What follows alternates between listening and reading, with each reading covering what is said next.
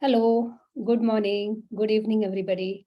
I'm Dr. Asavari Manvikar. I would like to introduce and welcome you all to CAR, Council for Ayurveda Global Webinar Research Series.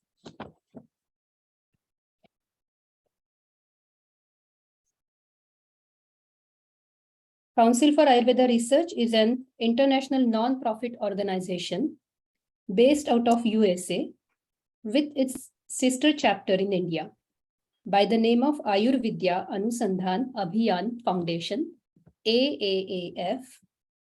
Our mission is to encourage, educate, facilitate basic clinical and interdisciplinary research in Ayurveda. Our vision is to promote and establish Ayurveda as an evidence-based health science globally. You can learn more about us at www.ayurvedaresearchusa.org. Please do consider joining us as a member, which will bring you access to all our resources. No nonprofit can operate and succeed without the volunteers. So we would love your participation as a volunteer. And we can place you in a variety of projects based on your skills as well as your interest. Once again, our website is www.ayurvedaresearchusa.org. Now let me introduce our platinum sponsor, Komal Herbals. It's a company based in Pennsylvania. It is focused on concepts of Ayurveda and the power of being healthy using herbals and natural products. Komal Herbals work hard to find premium ingredients for their herbal formulas. They also source herbs and spices that are sustainably and organically grown around the world.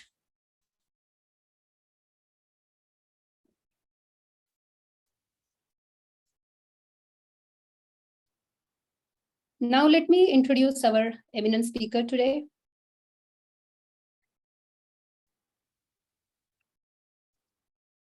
Dr. Ranjit Nimbalkar. He has been practicing for 25 plus years across the regions in the field of Ayurveda. He holds MD PhD degree in Ayurveda, Rog Nidan, Ayurvedic clinical diagnosis. He is also Sanskrit scholar. He holds MD PhD and he also obtained BAMA in Sanskrit from Tirak Maharashtra Vidyapit, Pune. He earned his postgraduate diploma in clinical research, PGDCR, from Institute of Clinical Research, India, Mumbai. He has 21 plus years of teaching and research experience. He worked at Cancer Research Project of Ayurveda Hospital Research Center at Wagholi, Pune. Over past decade, he has visited US and Europe to deliver lectures for propagation of Ayurveda. He is one of the renowned pure Ayurveda practitioners from Pune. He has helped hundreds of patients and possesses specialty in cancer, PCOS, autoimmunity, obesity, and psoriasis. Today, he will be presenting on Nidanpanchak of hypertension. Let me hand over the mic to you, Dr. Ranjit.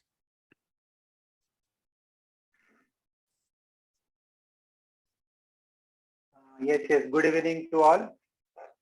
First of all, I would like to, good morning, sorry. Yeah. Good morning to all. I would basically like to thank Dr. Asavari for this wonderful opportunity. And I will try to present my views regarding hypertension and how to think about hypertension from Ayurveda perspective. As we all know, it is not directly mentioned in the text, but anything which is not mentioned in the text doesn't mean that we cannot treat it. We just need to understand it in our way, which is called as Samprapti. And this Nidanpanchak is actually my core topic of MD and PhD Rog Nidan. Subject deals with all the understanding of pathologies from Ayurveda perspective. So I would like to share a few of my views with you all. So just a minute, let me share our screen.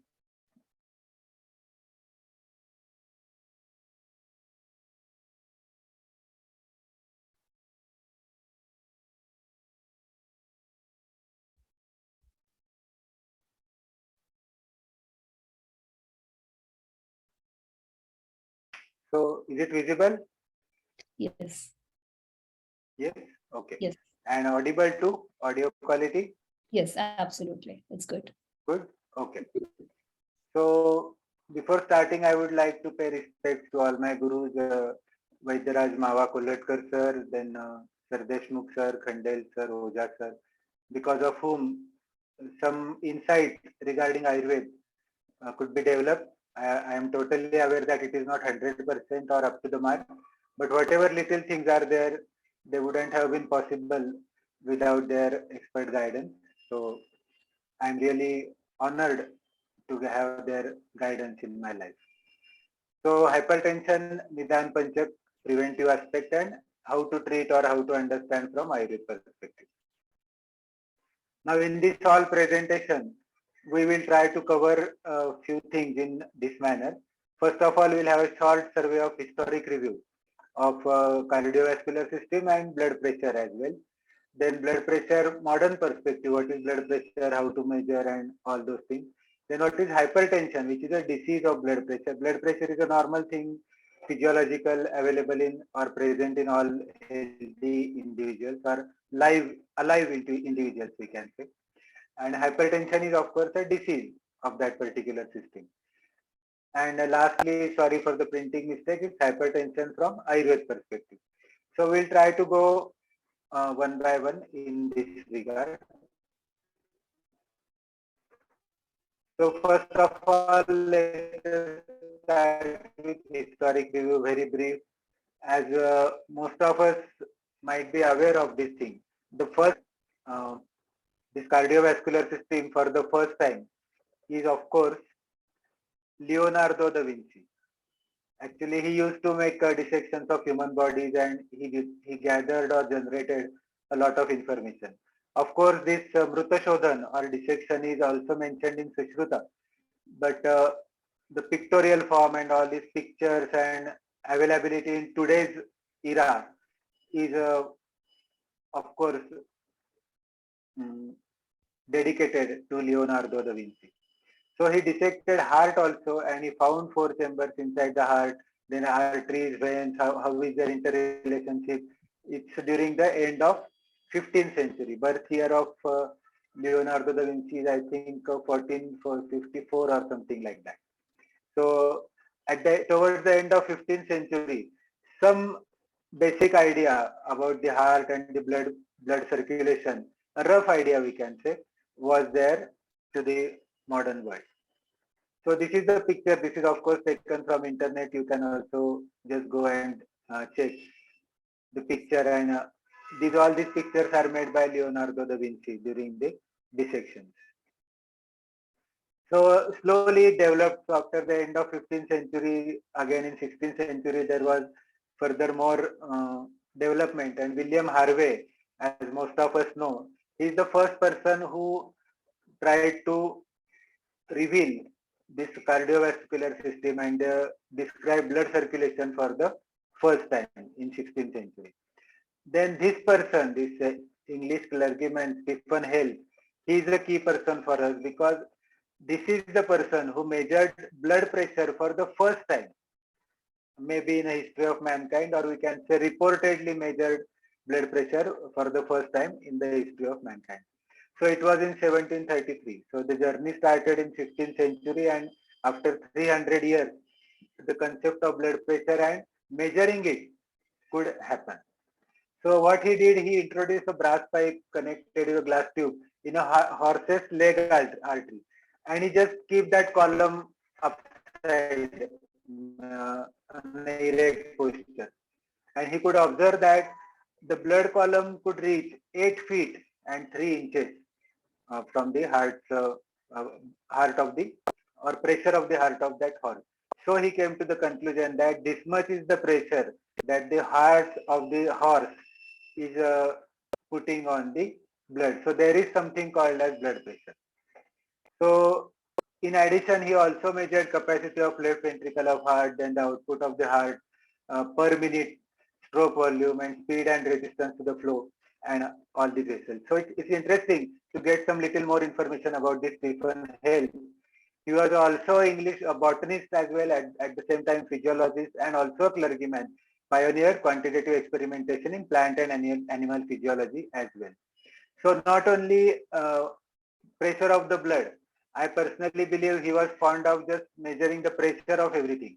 So he measured water vapor pressure also, which are emitted by the plants, which is called as transpiration, and found that the pressure, upward pressure of that fluid or sap coming from the roots is directly related to the rate of perspiration. So he measured the pressure of the sap also, which is coming against gravity continuously to the upper parts of the plant. So he has worked a lot in the field of pressure, we can say. So again, 100 years went, and in 1828 again, there was first mercury manometer. Of course, to be inserted inside the blood vessel. It was further improved in 19th century. So in 1855, again, this was the first person who invented the method for non-invasive BP. He found that if we obliterate the artery by giving external pressure, then you can definitely get the blood pressure of that person. Again, it was further improved in the 20th century or the very beginning of the 20th century. Now, what we need to understand or remember is all these things were able to give only systolic blood pressure. Even after 15th century till the beginning of 20th, means around 400 or 500 years, there was no any concept of diastolic BP. Only systolic BP measurement was in the beginning of 20th century. So afterwards, few scientists could come to know that the small changes artery after curve deflation, and there can be something called as diastolic pressure. And this somebody was the Russian surgeon Nikolai Korotkov. He reported in 1905 that the oscillations can be heard with a stethoscope. So nowadays, what the blood pressure which we are measuring is a gift of this particular Russian scientist, and he could identify four types of sounds, which even today we know as Korotkov sound, to determine both systolic and diastolic BP. So it was a very huge leap of science, we can say. Many of the inventions or discoveries are really like magic done by this scientist.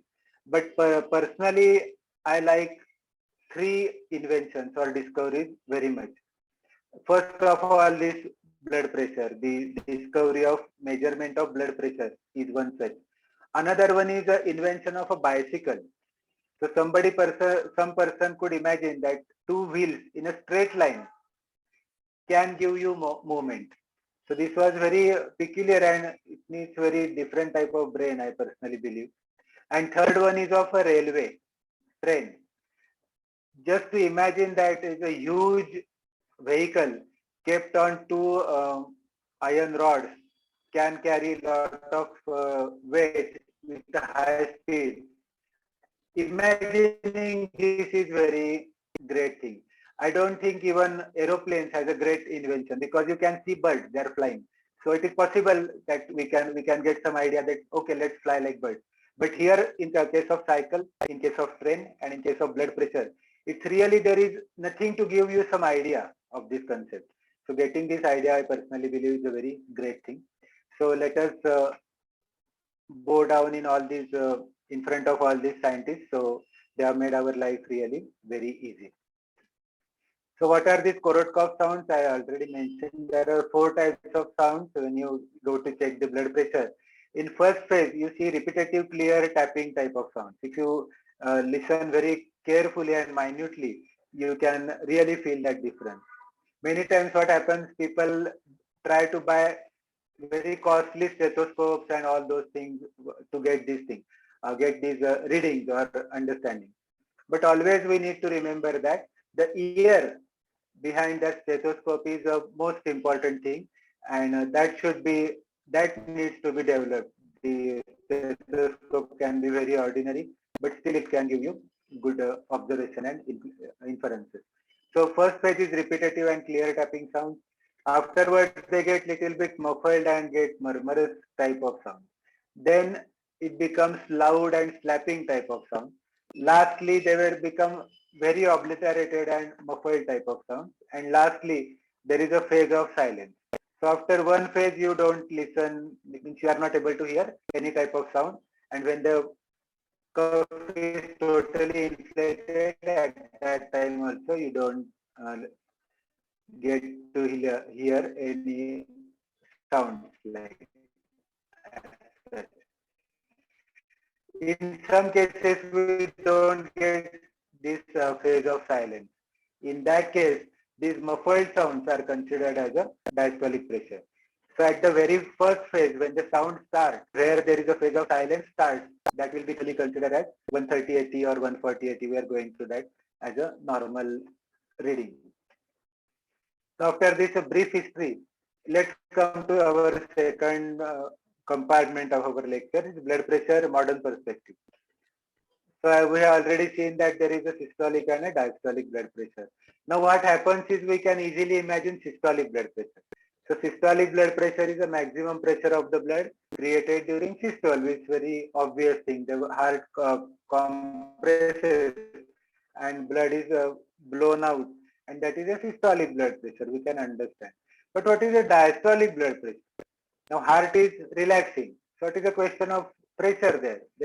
There should not be any pressure, no. But yes, there is always a pressure, because what happens if the heart dilates more, or the diastolic pressure will fall down. What will happen that the blood which is going in forward direction may get reverse direction because of negative pressure. So it is not allowed for heart to dilate or relax as much as it wants. It has to stop where the blood will not come back. So the diastolic blood pressure is equally important. Sometimes it is even more important than systolic pressure.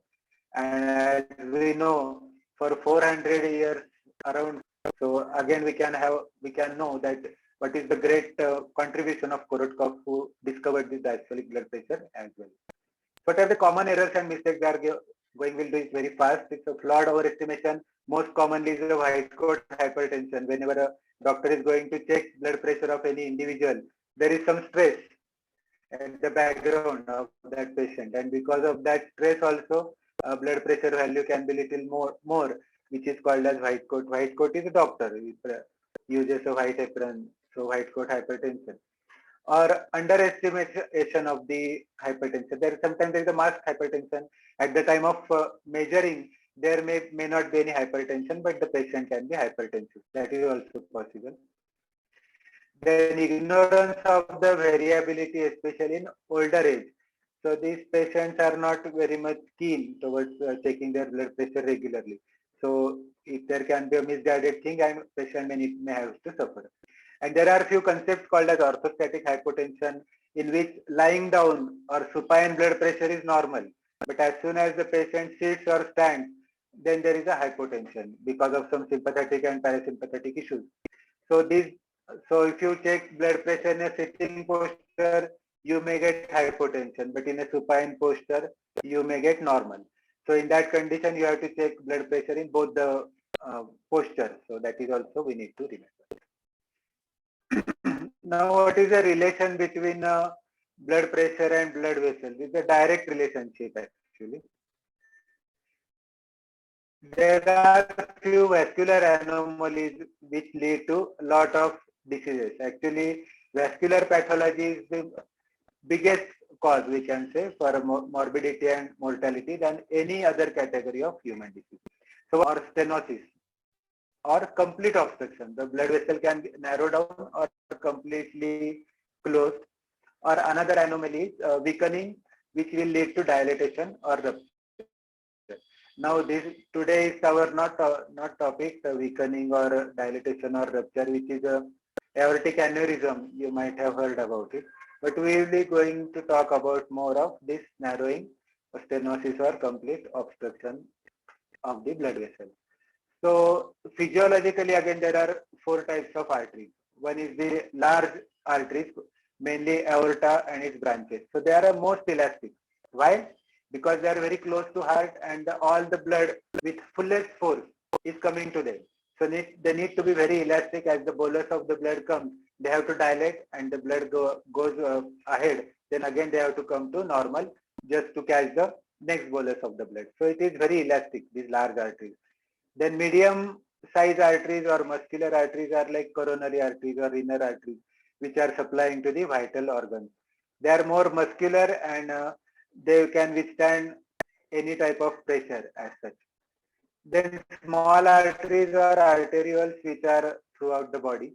And lastly, capillaries which are extremely thin walled and they are in the end circulation of the or the thinnest part of circulation and where exact or actual exchange of gases takes place because they are extremely thin walled. Many times they are only one cell wall thickness like that. So these four types of arteries are there, and of these capillaries are the ones which are most responsible for getting hypertension.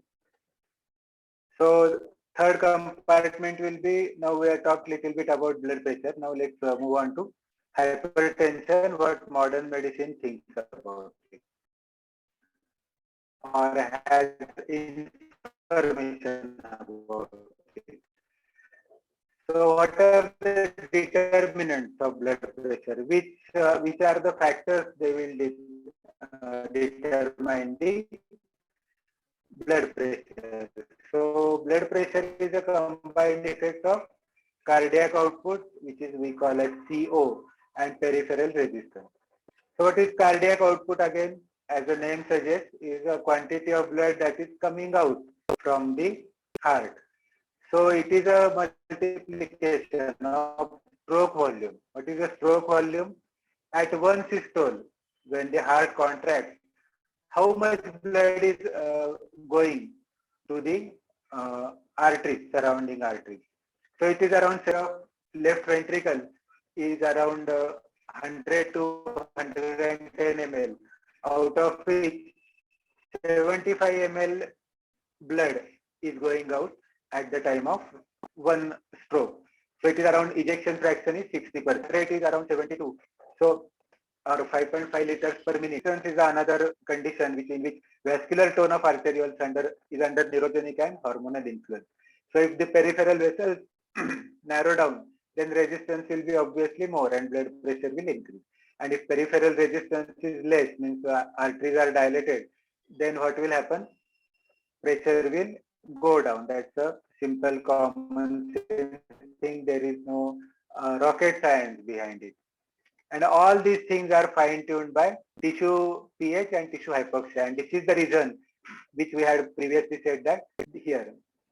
These capillaries are the biggest things which are responsible for hypertension as compared to all the above three. So the smallest are the most responsible because of this particular phenomena. Now how this regular blood pressure is being regulated in a normal healthy individual. Now there are many control mechanisms behind it. First of all is a neurogenic control which is under a autonomous nervous system control. What is autonomous? Autonomous nervous system is not under our voluntary control. If today you think I want to eat few things or I want to talk or I want to lift one particular thing from the table, so you will do it. And if you don't want, you will not do it. So it is totally under your voluntary control. But here, autonomous nervous system is not at all under your voluntary control. Even if you decide that, okay, now onwards my heart should not beat, it will not happen. Or if you say no, now onwards I will just not breathe, whatever may happen. It will not happen. After 30, 40 seconds, whatever is your capacity, the forcibly air will go under. So it is not at all under your control. So this is autonomous nervous system.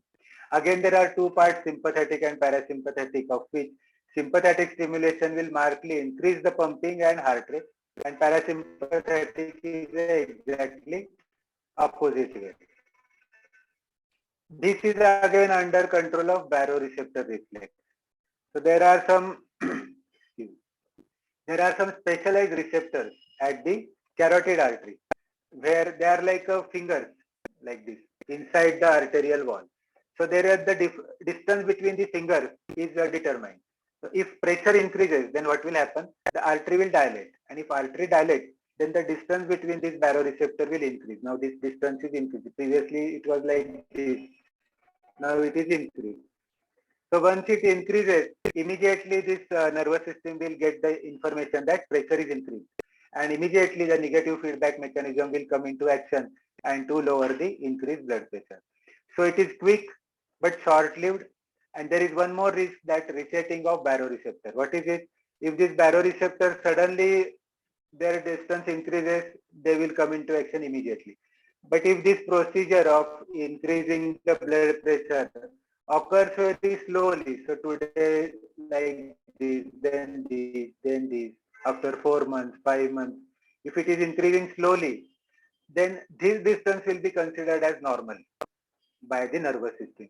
This is called as resetting of baroreceptor. So this is a limitation of this particular system. But yes, it is quick and short-lived. If it is an immediate sudden increase in blood pressure, it will come into action immediately. Now, on the contrary, the another system which is controlling this hypertension or blood pressure is the renal system. It is also called as RAAS, or renin-angiotensin aldosterone system, like that. So this renin is a protein enzyme released by juxtaglomerular cells of kidneys. They just judge the quantity of blood which is coming inside the kidney or the glomerular capsule. If it is reduced, then it will understand that the blood pressure is reduced. And if blood is coming in a more quantity, then they will understand the pressure is increasing. So they will immediately secrete protein called as renin, which will convert angiotensinogen, again one precursor present in the blood, into angiotensin 1. Again, this angiotensin 1 will be converted into angiotensin 2. This happens in lungs. And for this conversion, there is one special enzyme present in the lungs called as ACE, means angiotensin converting enzyme. So conversion of angiotensin 1 to 2. So angiotensin 2 is an extremely powerful vasoconstrictor. Now if blood pressure is going down, then this angiotensin 2 will be created in a big quantity, resulting in the increase in blood pressure. So this angiotensin 2 also stimulates aldosterone secretion. What is this aldosterone? It is called as antidiuretic hormone. So it will reduce the urinary output, and the salt and water will be conserved, so that the fluid is also increased and the blood vessel is also narrowed, so that the falling blood pressure will be maintained by this renal or RAAS or RAS type of system. But again, here it is slow and long acting. So Mother Nature has given us one fast and short-lived, and another is slow and long-acting. So they work in a harmony, and all our day-to-day life and blood pressure, many changes are continuously happening inside, but we don't come to know anything of it unless it goes really beyond our control. So thanks to our Mother Nature. So after this short physiology, let us come to our third compartment, which is hypertension with modern perspective. Now this is disease. Previously it was physiology. Now we are entering into pathology. So the scientific name for this hypertension is hypertensive vascular disease. Generally we just call hypertension. So again, systemic and local tissue blood pressure, they both must remain in range. Sometimes what happens, only local tissue blood pressure may increase or decrease. You might have heard words like portal hypertension or pulmonary hypertension. In that condition, hypertension of only that particular system is increased, or pressure of that particular system is increased, and systemic may be normal. Sometimes systemic is increased but local is normal, or any permutation or combination is possible. So increase in pressure can cause end organ damage because of hypertension, because of extreme pressure which the very fragile capillaries have to face continuously. Or on the contrary, decrease in pressure or hypotension can cause inadequate tissue perfusion and even death also. If brain doesn't get proper oxygen and glucose, the brain will die. So hypotension of a severe condition can lead to death, or even hypertension. So they are equally totally opposite, but they can end into the same end. So our topic today is hypertension today. So we'll skip hypotension and just focus ourselves on hypertension only. So sustained diastolic pressure above 89 mm of Hg or sustained is very much important. If a patient comes to you, you check the pressure, it is 160/90, you say, oh, your pressure is more. So start immediately this antihypertensive. Is not the case. Sustained. So you have to check his blood pressure, his or her blood pressure 3-4 times a week or 3-4 times in 10-15 days at different timings of the day, sometime morning, sometime afternoon, sometime evening. And if it is more every time, then only you need to label him or her as a hypertensive patient. Not only one uh, finding can make this stamp on that particular person. So continuous hypertension can lead to hypertrophy. As we do exercise in gym, so slowly our muscle get hypertrophied or bigger one, muscle mass increases. Similarly, here if pressure is more, then heart muscle have to work more. So the muscles also get built up to that extent, but that is pathological. Afterwards, it can be very much troublesome or even fatal for that particular person. So cardiac hypertrophy is a first and the foremost sequel of hypertension, leading to heart failure afterwards, or there can be multi-infarct dementia. I mean, there are small bleedings or loss of blood supply in the brain, because of which it may lead into dementia or aortic dissection or renal failure. So there are many more complications of this hypertension if untreated.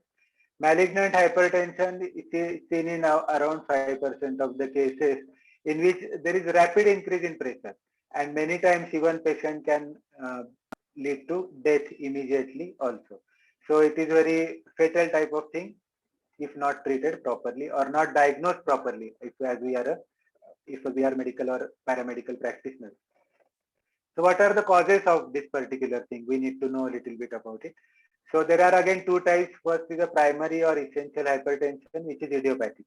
The causes of this particular disease are not still known to the modern science. And secondary hypertension is of course because of some primary disease which leads to hypertension. So we know that this person has hypertension because of his renal disease or endocrine disease or cardiovascular or neurologic disease. But here there is no evidence of any disease in the body, but still patient has hypertension. So this we need to keep in our mind. Now essential hypertension is also called primary or idiopathic. We already seen there is no definable cause, and it is thought that some sort of impairment of renal vasculature is considered as underlying cause. So there is something going on abnormal in the kidneys of that particular person is a hypothesis, not totally confirmed type of information. So what are the mechanisms of this essential hypertension then? So there are many causes or etiology going on. First of all, there can be genetic factors, there can be reduced renal excretion, there can be vasoconstrictive influences and environmental factors, of which we'll go one by one very fast. There is nothing much to spend our time in it. It's all obvious things.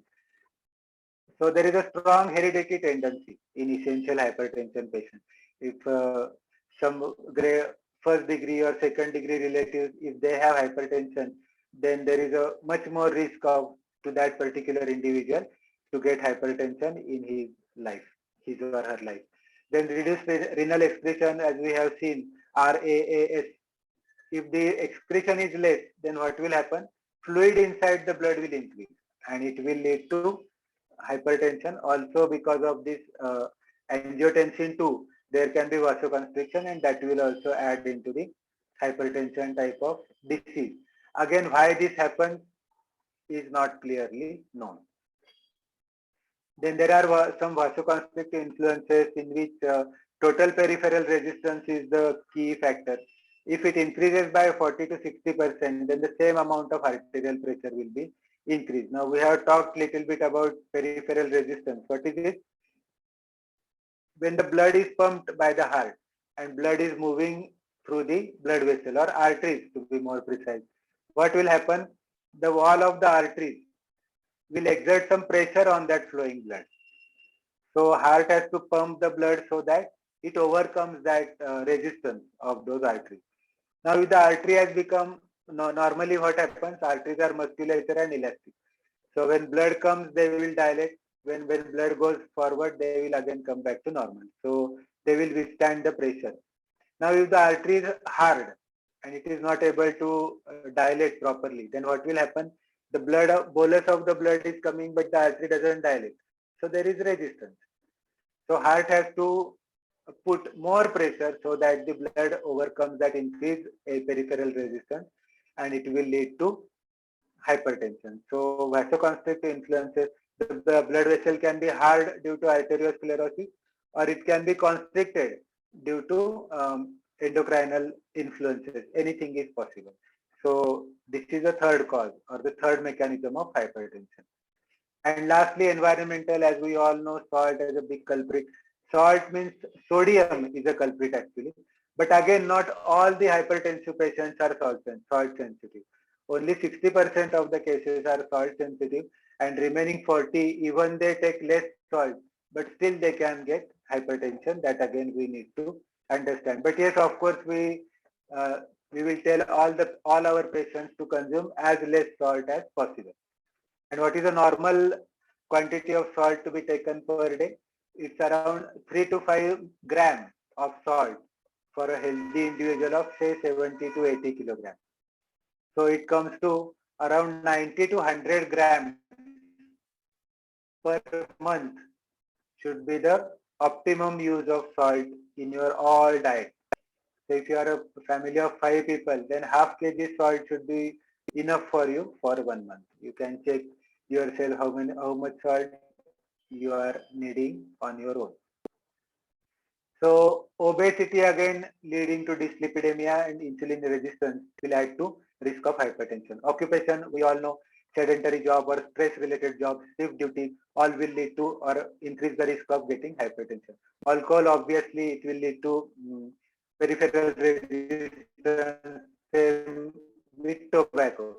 They will harden your blood vessels and peripheral resistance will increase, and there will be more risk of hypertension. So these are the mechanisms and the risk factors for adverse prognosis. Yes, anybody can get hypertension, but again of them, few people are more vulnerable for that. So people from black race or young generation, 30 to 40, it is called a juvenile hypertension.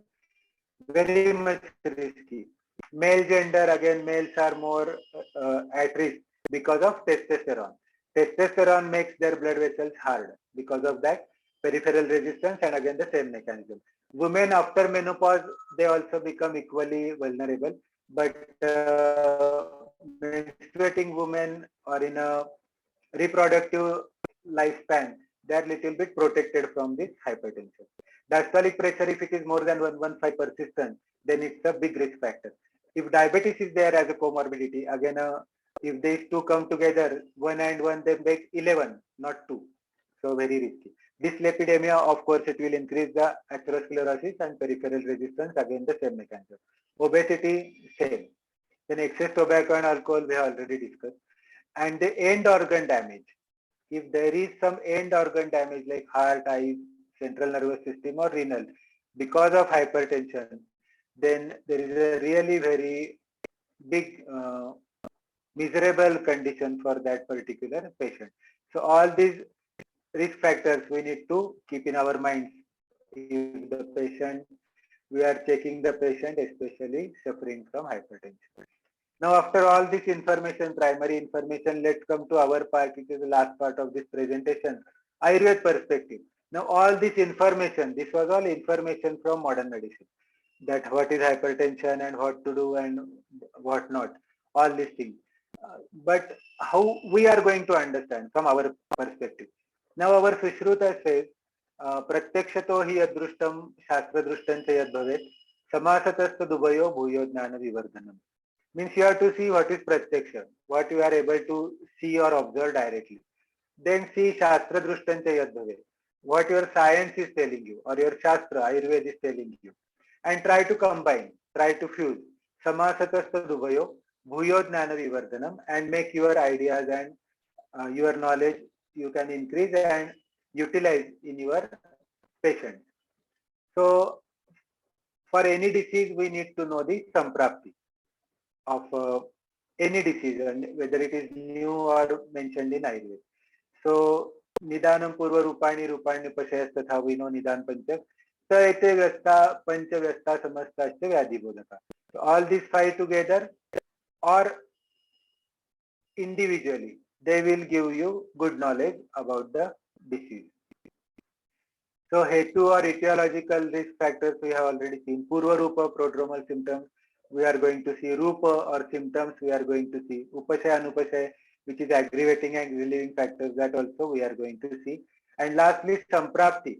What is Samprapti? Is Yathadushtena Doshena Yathachana Visarpita Nirvrutti Ramayakshaso Sampraptir Jati Ragati.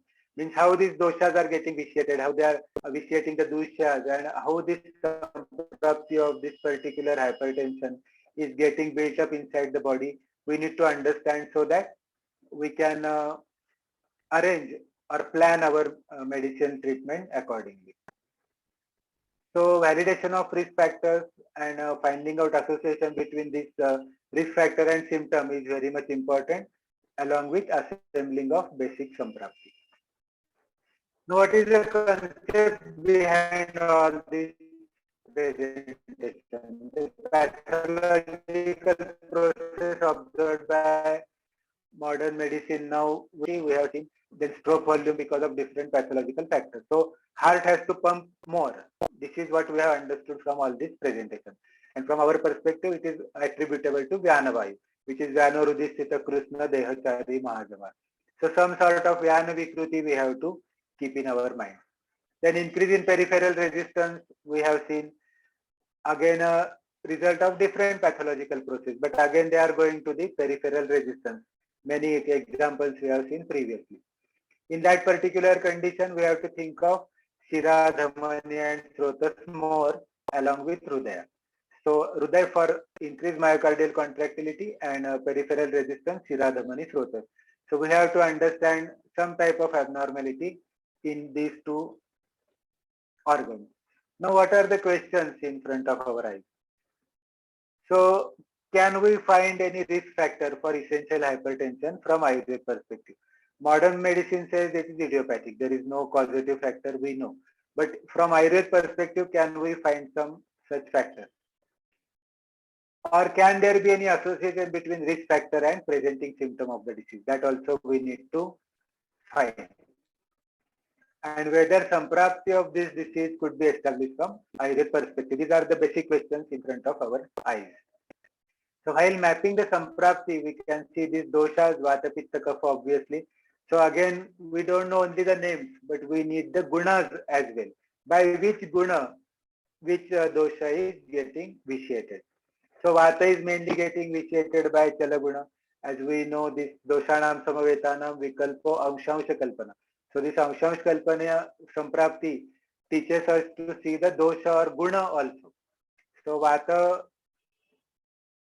vitiation because of chalaguna, mainly because of more contractility, and pitta because of ushna and drava guna.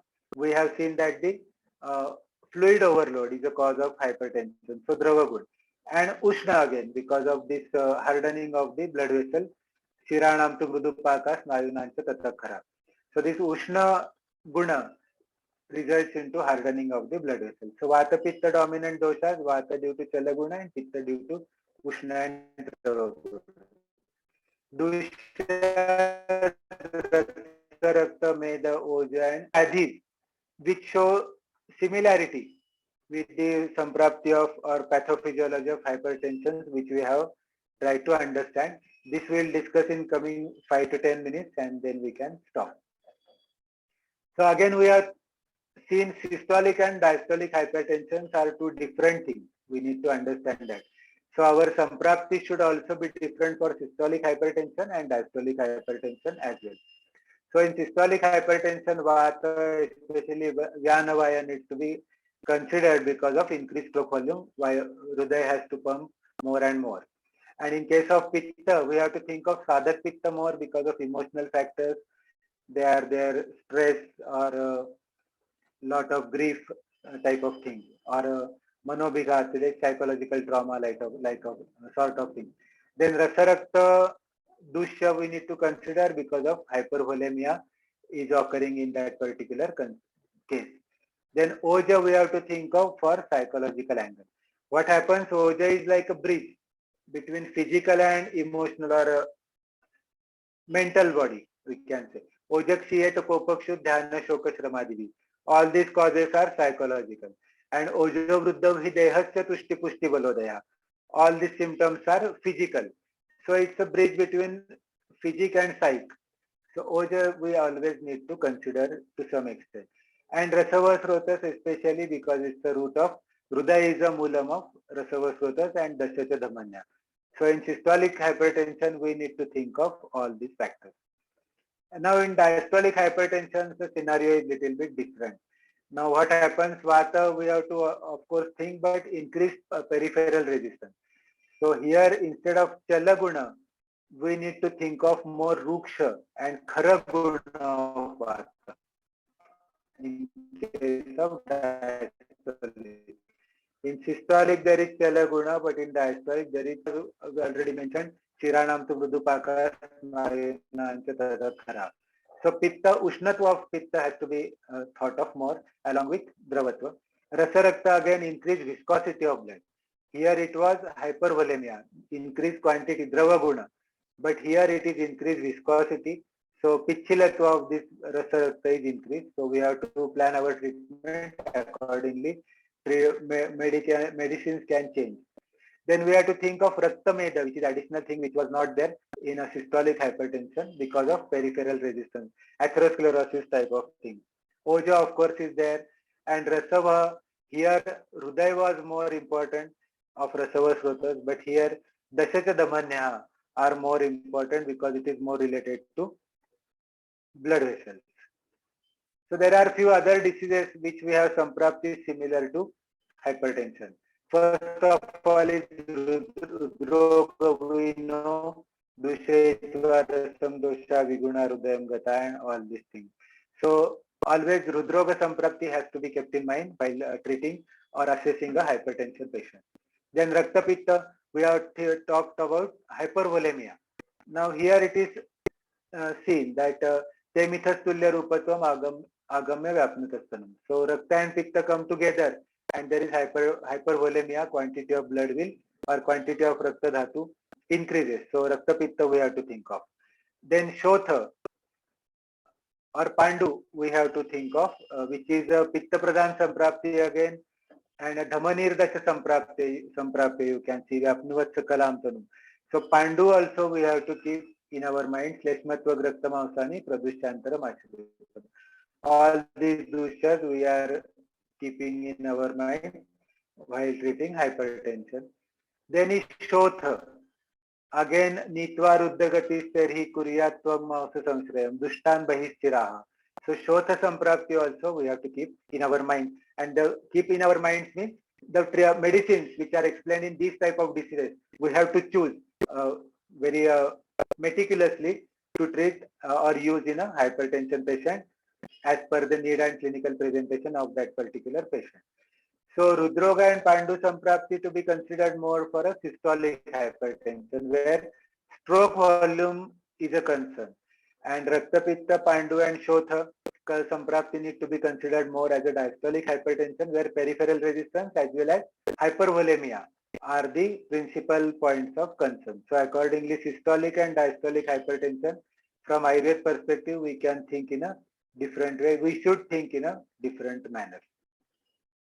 Again, what can be hetus? Hetus are nija, ahar, vihar, hetus, agantu hetus are there like Vyasana and Manas, and Anuvanshik, which is we have already seen genetic predisposition.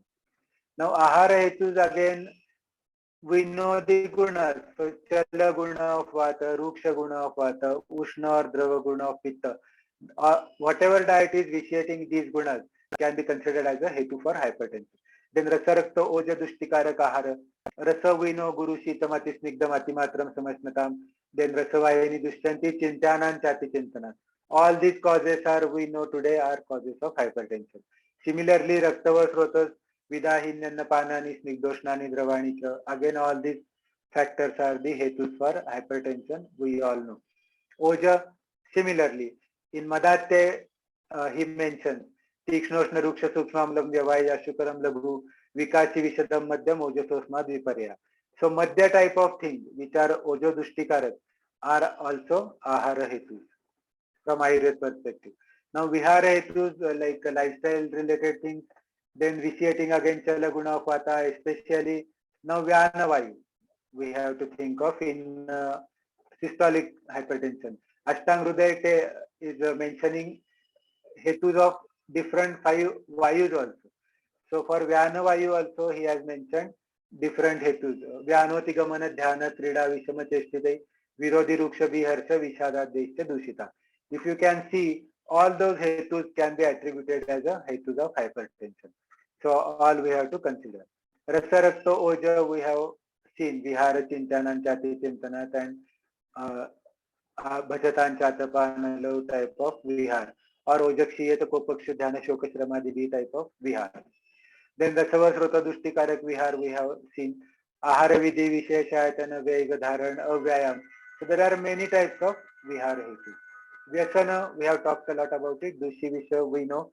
In Madatte, he has mentioned this Tikshnoshna Ruksha Sukshmamlam, which we have already seen. So Dushi Visha is also important cause of hypertension. Manasa hetus, yes, Manobhigata, psychological trauma or Manodainya, Krodha, Shoka, Chinta, Kama, Shoka, Bhayadvayu, Krodha, Pittam, we all know. So all these manas factors are positive for hypertension. Anuvanshika from Ayurveda perspective is a Bija dosha. From Sushruta says that Yasya Angavayavasya Bija Bija Bhaga Upatapta Bhavati Tasya Tasya Angavayavasya Vikruti Rupajayate. So in a positive family history, that Khavai gets transferred into the next generation and the person is at more risk. So that particular individual has to take more care as compared to others. So all these are references which we have already quoted. Now symptom analysis. What are the symptoms visible in hypertension patients? So we can see most of the patients are asymptomatic. Many of them are not at all aware that their blood pressure is increased. Just in a routine checkup, it's an accidental finding that your blood pressure is more. So this type of routine checkup is the biggest symptom. Then if few patients get vertigo, some get headache, and all others, very rarely this type of symptoms patients are presenting with, and they are found to be hypertensive. But these three are the big, so they have made it in a bold thing. Asymptomatic cases, again it is observed that all these are observations from my research study which I had done for my PhD work. So males have highest possibility of asymptomatic hypertension in a group of 40 to 44 and females 50 to 54. This might be attributable to the menstruating age. After menopause, females also get equally vulnerable for asymptomatic hypertension. Then almost half of the subjects have some family history. So if 10 people are asymptomatic, out of them 5 will have some family history of hypertension. Again, paternal family history is more prevalent than maternal. Irregular dietary particular subject. So depending upon all these observations, the hypothesis is, so if a male patient in early 40s or female in early 50s, having a positive family history and especially from paternal side, and have irregular dietary habit and habit of consuming amla rasa on a larger scale, are more vulnerable to get asymptomatic type of hypertension is a hypothesis which has been generated from my study. So we need to test it, and that work is going on slowly. So in a tabular form, we'll try to present as a male age of 40 to 50, positive family history, especially paternal, history of more amla consumption, and asymptomatic. There is no symptom. Suspect hypertension. So if this type of patient comes into your OPD, if he is a male, If he has a positive family history, especially paternal side, and has amla rasa consumption history for prolonged period, just check his blood pressure, whether it's hypertensive or not. Most likely is that he may turn out to be hypertensive patient. Now Brahma. Now females are showing this symptom more. Males are more asymptomatic, but females, most of the females show Brahma as their presenting symptom, especially 35 to 65 years of age. Again, some role of family history, not much. Risk factor again, amla consumption, irregular dietary habits, and psychological trauma is important again risk factor which is observed, especially in females of 50 years of age. And again, that psychological trauma is death of some nearby. It's the biggest 6 months or a year after that. So accordingly, hypothesis is created that the female age group 35 to 65 who has lost some of their near and dear ones recently have irregular dietary habits with a habit of more amla consumption and show symptom Brahma, then suspect hypertension. If a lady comes with a Brahma or vertigo, and if she has all these things with her, first take her BP, and most likely she will come out as a hypertensive patient. Now headache, again it is seen in females more as compared to male. Age group is 40 to 65. Here family is not much significant. Logical trauma. So again a hypothesis, female of age group 40 to 65 has lost again some near and dear ones, have irregular dietary habits, and has a symptom of Shirashula. First check blood pressure. She might turn out to be a hypertensive patient. So this is again shown in a tabular form. It's a Brahma and Shirashula we have made together. So if a lady is showing Brahma or Shirashula and all these things are there, check BP and she might turn out to be a hypertensive patient, which she doesn't know that, oh, I am hypertensive, like of thing. So a few observations where their middle age is the most vulnerable for hypertension, 40 to 60. The males are more vulnerable, which we all, the current science also knows. Vata Pitta Prakriti individuals are more prone to hypertension. Risk index or protective index of Prakriti is unaffected by gender. Means any male or female, but Vata Pitta more prone to hypertension. So if a person in this previous table, if Vata Pitta type of Prakriti, then more risk of getting hypertensive. So our sattva, especially in females, elderly ages, after menopause, many times female become very much emotional and our sattva type. So they are more vulnerable for hypertension. Then Hetu and disease is many is to one type of thing. So many hetus together, many risk factors together will result into hypertension. Only one risk factor is there, then there is not that much risk of getting hypertension. So at least 2 or 3 hetus or risk factors should be together. Again, let's go to the previous table. You can see there are many hetus.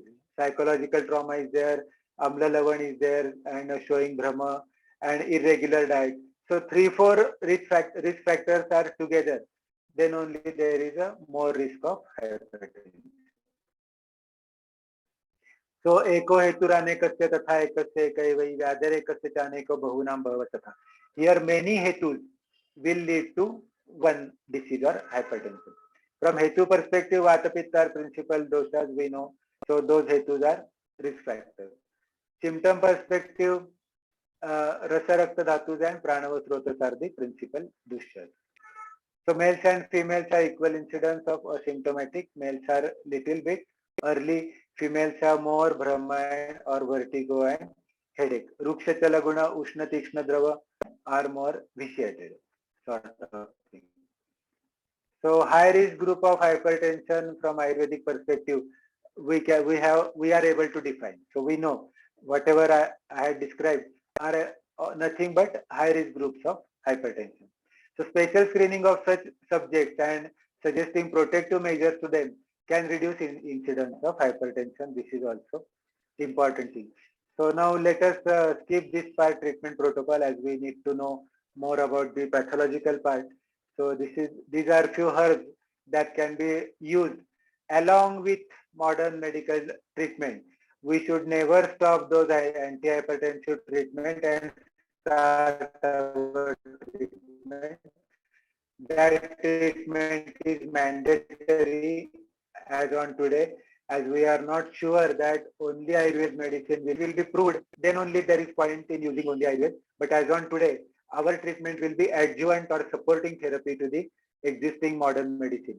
If patient wants to take only one type of treatment, then only modern medicine should be advised to the patient and not our treatment immediately as a single line of treatment.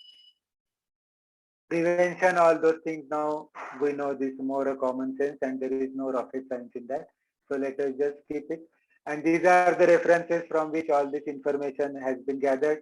So it's just a good thing to just quote their names: Pathologic Basis of Disease, Internal Medicine, Textbook of Medical Physiology by Guyton, Physical Diagnosis by Vakil Golwala, of course Bruhatrai Charak Sushrut Vagbhat, and of course my own PhD dissertation which was based on the hypertension topic. My topic for this PhD, some of the information which are or observations which are taken are from my that particular dissertation. So here we stop, and I think a little bit more in time. I apologize for that, but here I come to the end of this presentation. And if there are any questions, yes, most welcome. Thank you very much once again. Yeah, over to you, Asavari. Thank you so much. It was wonderful. Very, very comprehensive, talk, wonderful presentation with loads of information. So literally starting from, fascinating history of like blood pressure, how it increases, as well as the physiology, pathology behind, all of these diseases, as well as the differential diagnosis for hypertension. So it was absolutely amazing. Wonderful. Thank you so much. Lovely. Thank you. Thank you very much. Anybody has any question?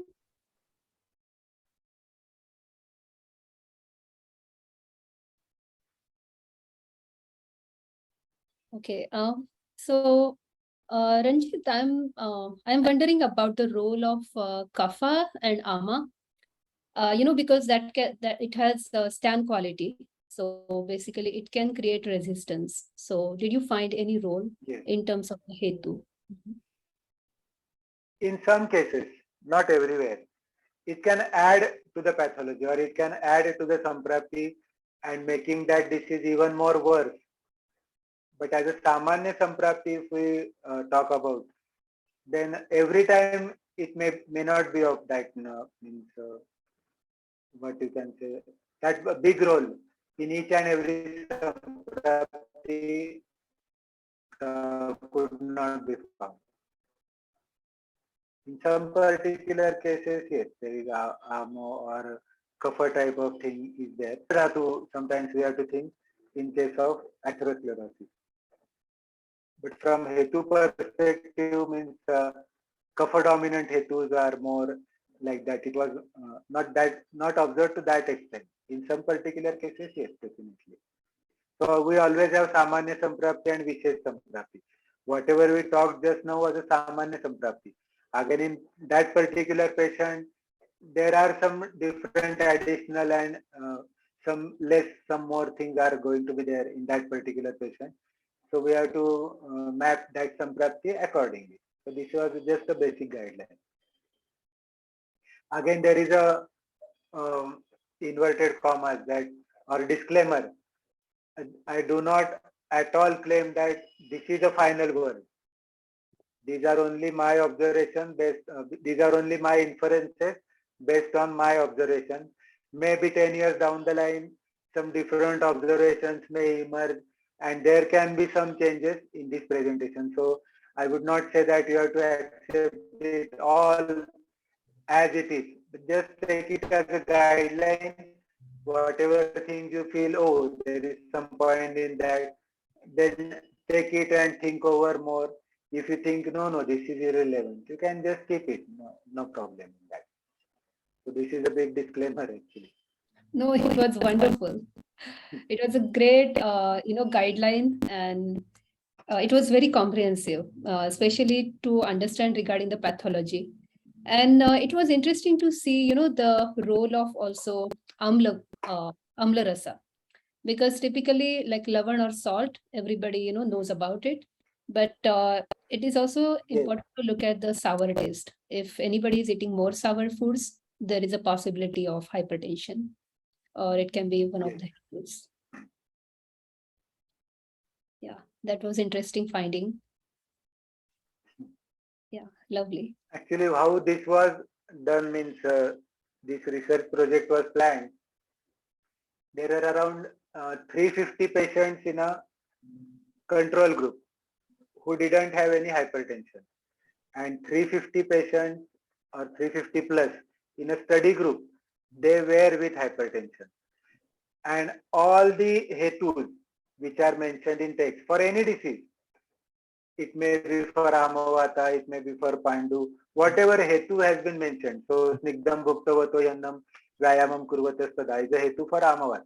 So that was also. So accordingly around, and dietary things again, as much as can be incorporated. So around, I think 275 hetus. It was a big questionnaire, and each and every patient was asked all those things.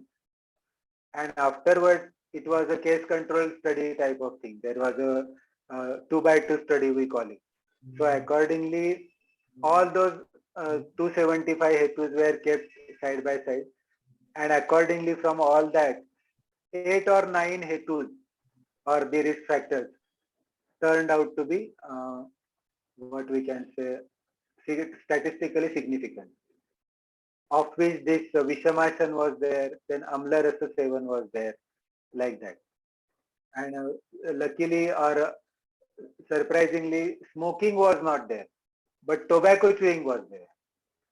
Pickle was there, like that. So, and I think besan, chana dal was one more hetu which was identified, which was statistically significant.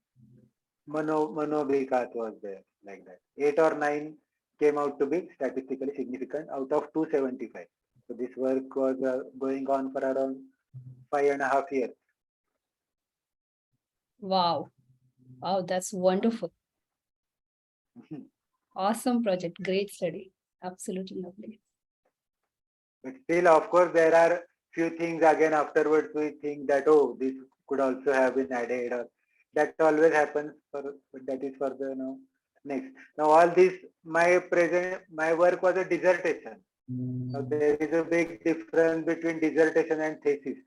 A dissertation is a study in which hypothesis is generated. So in my study, hypothesis was generated that these 8 can be causes of hypertension.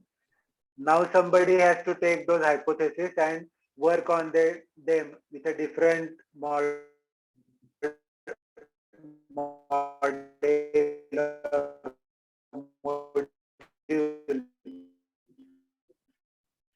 of research and prove or disprove it.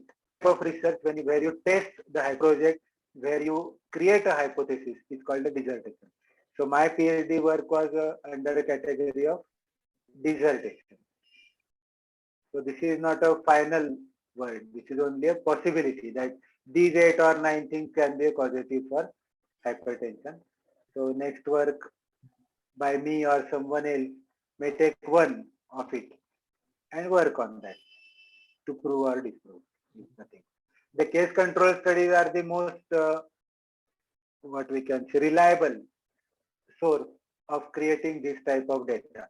You might be aware that the cancer and tobacco, this interrelationship was also proven, or the hypothesis was created for the first time by this type of case control study.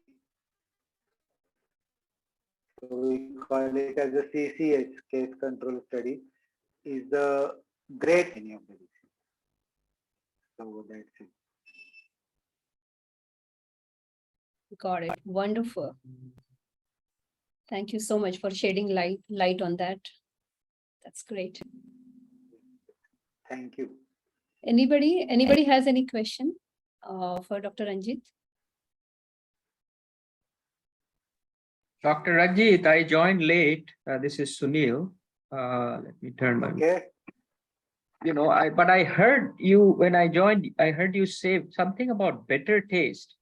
Is that better taste? Was that part of the Rupa, Purva Rupa, or where was that you found in your research that better taste is Hetu. there in the Hetu itself? Okay. Yes, risk factor. So if they have better taste at any time of the day, whether it's Pitta time. No, consumption of bitter food. Consumption of bitter food, but sometimes that is a hetu. Okay, so if somebody has more of a bitter taste in their mouth, is that a rupa, purva rupa to this or no? No, not at all. Okay. So just If we don't have such, we don't have such data to be precise. Okay. So if you are consuming a lot of bitter melon, that might be be a cause for yes. So. Yes, because what happens, bitter is again a ruksha type of thing, dry. Right. And that excessive dryness can cause hardening of the peripheral blood vessels, and that might lead to hypertension. But those are again what happens. There are special cases in few particular patients only that can happen, because bitter is not consumed to that extent with a lot of I would like bitter. Generally, Madhur Amla and Lavan, these are the tests which are eaten with craving. And Katu Tikta Kashaya, Katu also to great extent. But bitter and astringent are not taken to that extent. So generally what happens, medicines are always bitter and astringent. It is just a common or vague understanding, we can say. In diet, you have Madhuramla, Lavan, Katu, but you don't get more bitter and astringent. So there is a shortage of that. So to fulfill that, 80-90% of the medicine is a bitter intake, bitter and astringent. It's a way that some people look at it. I don't want to claim that this is perfectly correct, but yes, this is an interesting observation. Yeah. Good. Thank you. Thank you for sharing your study. Yes. Thank you so much. And thank you, Asawari, once again for this wonderful platform. Thank you so much. Thank you so much, everybody, for joining and being here. Thank you, Dr. Ranjit, so much. And this webinar is actually recorded and it will be available on CAR YouTube channel. So if anybody wants to go and check out, please feel free to do that. You can also like and share and subscribe CAR YouTube. So thank you, everybody. Have a wonderful day. Thank you. Thank you. Bye. Yeah, bye. Thank you. Yes. Thank you. Bye. Have a nice day. Thank you.